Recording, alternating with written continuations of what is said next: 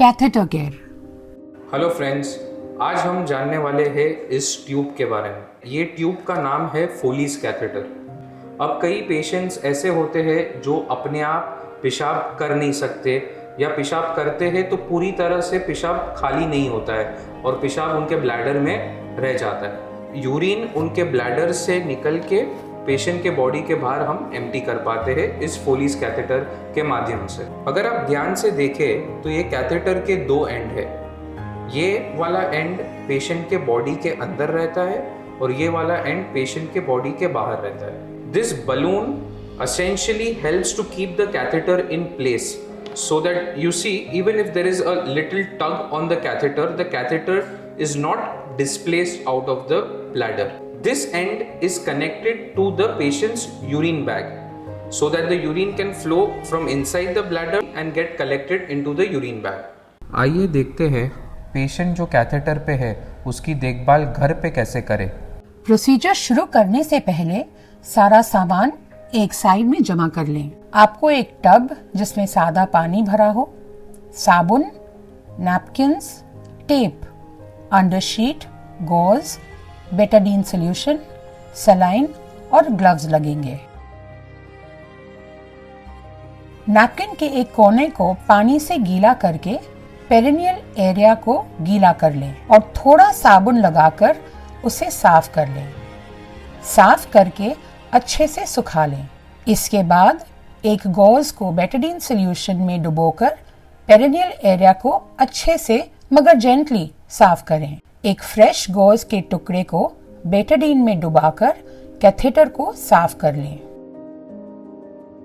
इसके बाद saline water से कैथेटर पर लगी बेटाडीन को साफ कर लें।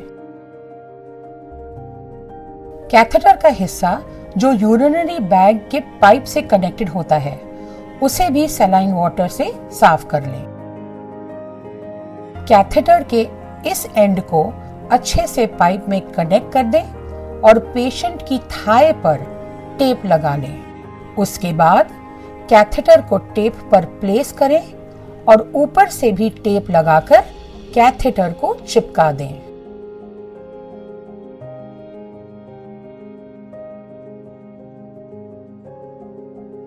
मेल पेशेंट्स के लिए बेटाडीन में सोख किए गए गॉज को पीनस की टिप पर रैप करके रखना चाहिए। पेशेंट्स ये कैथेटर पे रहते हैं उनके मन में कई सवाल रहते हैं कैथेटर को लेके कि ये कैथेटर कब तक पेशेंट की बॉडी के अंदर रहेगा, ये कैथेटर कब बदलना है। If we don't take care of this catheter, there is high chance that the patient may contract a urinary tract infection. As a rule, keep in mind, always wash your hands before and after touching the catheter. At this point where the catheter enters the body in the patient's genital area, you need to keep this area clean. You need to wash this area with soap and water. After you have washed this area, it is very important that you dry the catheter. It is advisable that you use soft cloth instead of rough cloth, and make sure that you are not tugging a lot on the catheter that causes discomfort to the patient.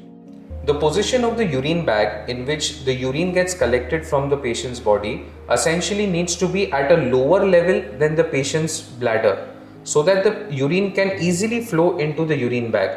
If it is at the same level or at a level higher, the urine might go back into the patient's bladder, causing urinary tract infections. जब patient का urine bag आधे level तक भर जाए या आधे level से थोड़ा भी ज़्यादा बढ़ जाए, आपको यूरिन बैग खाली कर देना चाहिए।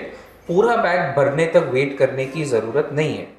जब यूरिन बैग हम एम्प्टी कर रहे हैं तो अलग अलग टाइप के बैग्स आते हैं। किसी बैग के नीचे रहता है टैप तो किसी बैग के ऊपर रहता है टैप। आप जब बैग को एम्प्टी कर रहे हो, आपको ध्यान रखना है कि वो टैप का एरिया कभी भी पॉट को टच ना करे। एम्प्टी करने के बाद आप टैप को साबुन के पानी से धो सकते हो, ड्राई करके बंद कर सकते हो। One catheter can be used for at least 2 to 3 weeks in a patient. अगर पेशेंट का किसी कारण यूरिन आउटपुट कम आ रहा है तो हमें ये चेक करना है कि कैथेटर तो कहीं किसी पोजीशन पे ब्लॉक या बेंड तो नहीं हो गया है। अगर वो बेंड हो गया है तो हमें उस बेंड को सीधा करना है। अगर पेशेंट का यूरिन फिर भी नहीं आ रहा है तो पॉसिबिलिटी है कि पेशेंट का कैथेटर ब्लॉक हो चुका है। वो ब्लॉक किसी इन्फेक्शन के पार्टिकल की वजह से भी हो सकता है, क्लॉट की वजह से भी हो सकता है, या कैथेटर का पोजीशन चेंज होने की वजह से भी हो सकता है कि कैथेटर खिंच गया है और ये नीचे आके फंस गया है।